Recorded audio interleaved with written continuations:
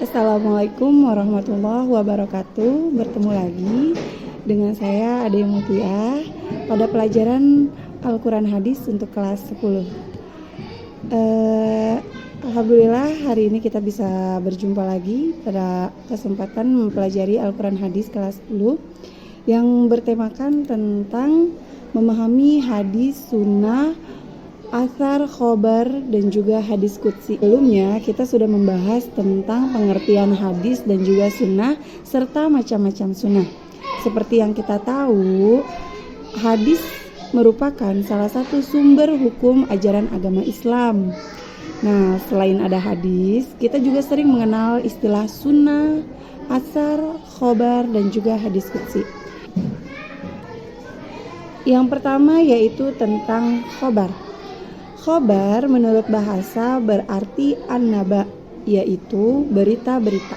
Sedangkan secara terminologi, khobar adalah sesuatu berita baik dari Nabi Muhammad SAW, kemudian dari para sahabat maupun para tabi'in. Nah, orang-orang yang meriwayatkan sejarah disebut khobari atau muhaddits.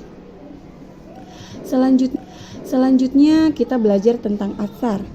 Untuk athar secara bahasa berarti dampak atau imbas atau sisa sesuatu, dapat diartikan juga sebagai nukilan.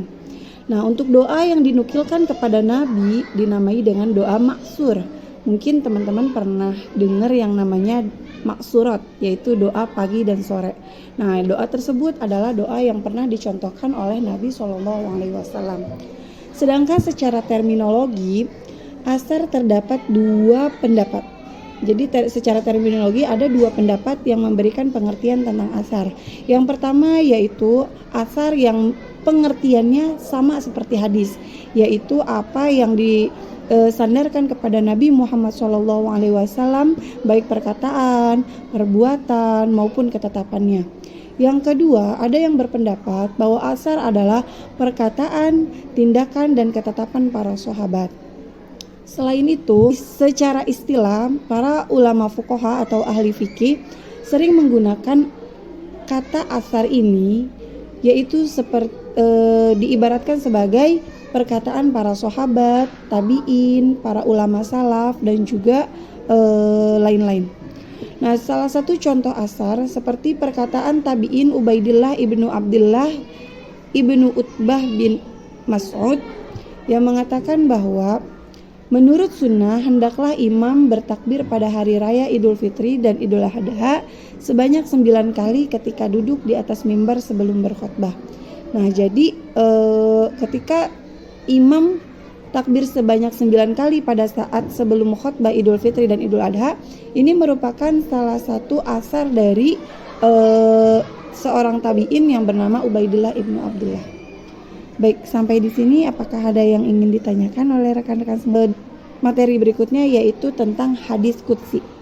Menurut At-Tibi, hadis qudsi adalah firman Allah Subhanahu wa taala yang disampaikan kepada Nabi Muhammad melalui mimpi atau ilham yang kemudian Nabi menerangkannya dengan susunan perkataan beliau sendiri dengan menyandarkan kepada Allah Subhanahu wa taala.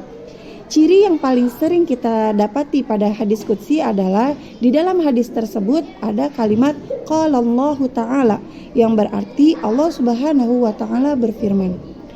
Nah, Al-Kirmani menyebutkan hadis qudsi dengan sebutan hadis ilahi atau hadis rabbani sebab ini datangnya dari Allah Subhanahu wa ta'ala. Adapun perbedaan antara Al-Quran dengan hadis qudsi, yang pertama, Al-Quran adalah wahyu yang lafaznya dan maknanya dari Allah Subhanahu wa ta'ala. Sementara hadis qudsi adalah wahyu yang lafaznya dari Nabi tapi maknanya dari Allah yang diturunkan melalui ilham ataupun mimpi. Contoh hadis qudsi, sebagaimana Abu Hurairah radhiyallahu anhu berkata, Allah Subhanahu wa taala, Nabi SAW bersabda, Allah Subhanahu wa taala berfirman, aku adalah sebagaimana prasangka hambaku kepadaku dan aku bersamanya ketika mengingatku. Jadi kalimat hadis ini merupakan firman Allah Subhanahu wa taala yang diberikan kepada Nabi, namun secara bahasa Nabi yang menyampaikan, tapi secara makna Allah yang menyampaikannya melalui mimpi ataupun ilham.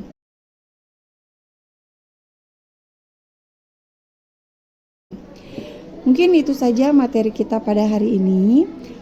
Bila ada yang ingin ditanyakan atau ingin didiskusikan, bisa kita diskusikan pada pertemuan berikutnya.